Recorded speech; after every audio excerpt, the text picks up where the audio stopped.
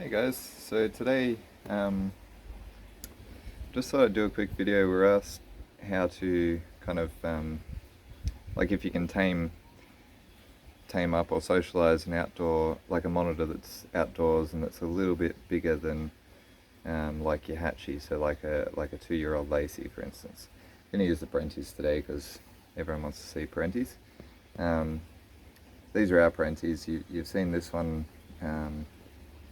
That's our new one that lives inside at the moment, and we'll be moving outside next year, hopefully, or this year now. It's 2022, so we'll be moving her outside with our big guy, old Slice over there. And you saw our video of this one, of how we kind of socialise this one inside. So you can go back and look over that.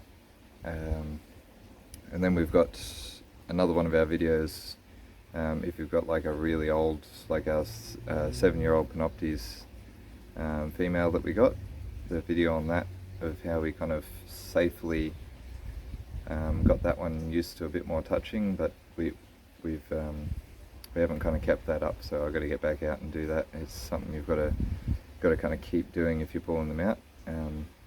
So that I'll start off with this, so that basically you can kind of see over there the setup that we've got for this enclosure, even though these guys are very social, but this is the setup I'd kind of recommend. You've got your multi-spot basking area. Depending on the species, of course, you may need a basking area, you may not. And we've got our little hide there, so that wooden hide lifts up, and underneath it we've got a glass panel over the top of heat cords. So it's all very easy access. You can see this place, even though there's lots of stuff to climb on and move about, it's very open and very easy for us to get in. We've got the latch on the inside of the door, so I can latch the door and just sit in here. So that's the first step you want with these guys if you're gonna kind of socialize them up, because let's see, if it's like an older animal that's outside, you just want to be able to get in there, have the space with them, and just be able to sit and get them used to you in the area. So that's this kind of, that's a really good way to do it, I think. Now if they're really super food responsive, you can just give them some food when you go in. If you don't want to give them some food, just take a little stick in with you. So if it's not like feeding day, for instance, so say you've got an adult Lacey, you walk into the enclosure and the adult Lacey is going to charge at you straight away thinking you've got food. One, try and have boots or shoes on, something that you can put up so that it can smell the boots or shoes when it comes to you. And two, if you just throw some little distraction on the ground away from you that it's not going to ingest and hurt itself, so like a little stick or something, just in a different direction, it'll see that hit the ground and it'll stop running at you, run at the stick, and give you enough time hopefully to kind of get into the enclosure and just stay still and let it kind of then slowly suss you out and get around and get used to you.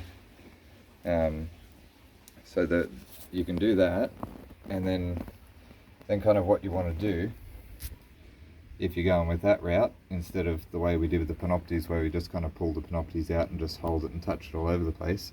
So if you want to take the slow route, when you're in the enclosure, you kind of just, you let it explore within reason. Like obviously when you're dealing with a larger monitor that's not used to you, you don't want to, obviously you don't want to cop a bite from these guys.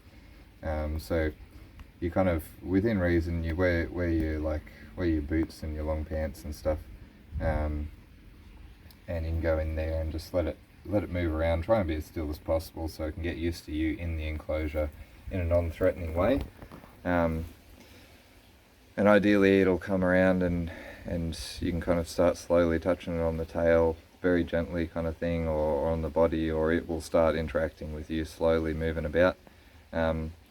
Again, you use distractions and you try like throwing the stick to kind of trigger the food response away from you when you first go in, and then you stay still so that it doesn't then see you as a food response, because it's like Lacey's we're talking about, so they can be fairly movement oriented, and even Parentis too. Like even this guy, even though we take this guy to shows with kids and everything, and he's really great with kids, and once we get him out, once he knows he's not not having some food is really good,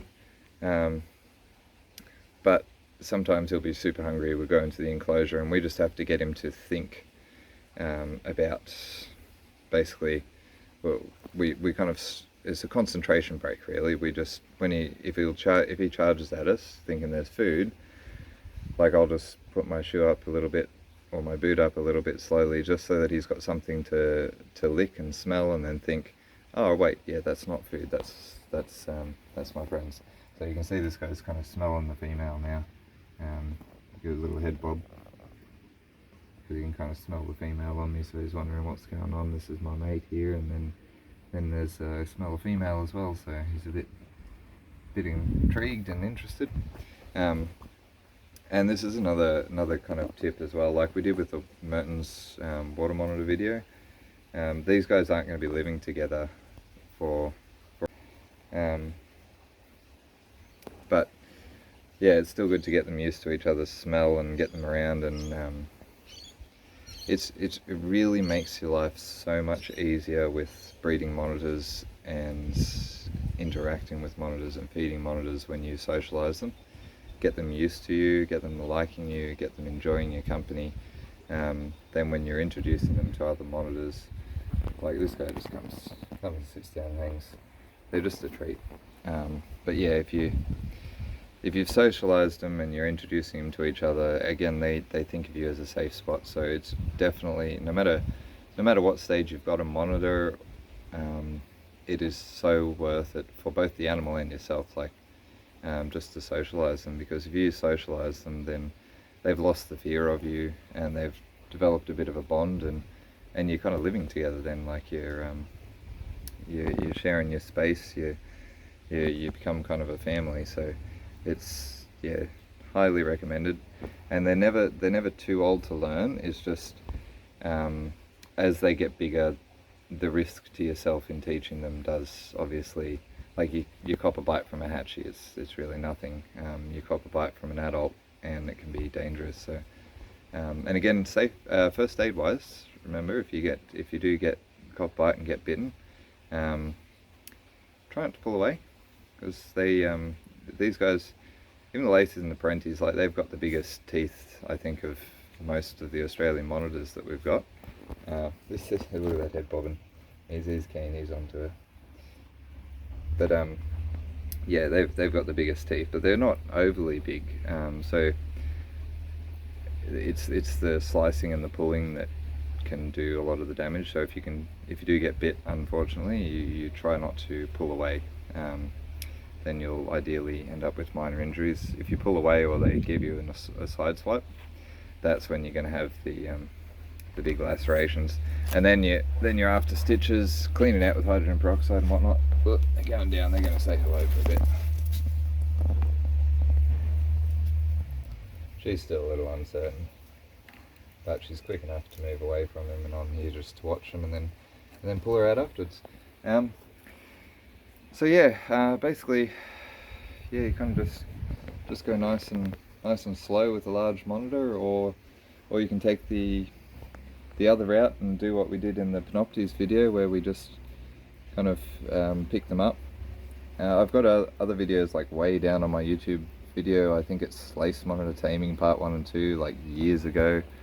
I didn't really talk on the video, but you can see me just getting that one out, and that was one that I just bought because it was getting bullied by other larger goannas.